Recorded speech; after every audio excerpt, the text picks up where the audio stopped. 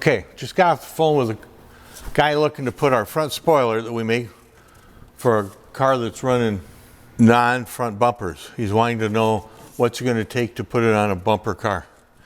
So you can pretty much see our front spoiler is approximately 4 inches, and our bumper at the back hangs down approximately 1 3/4 inches, the bracket.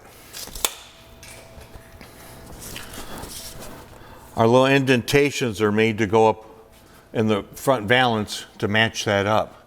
And so is what you're going to be cutting out is that section of this to get it to go in there.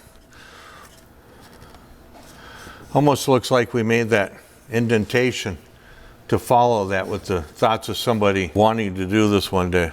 So you'd want to tape this off, mask it, and start to cut it to fit it in there.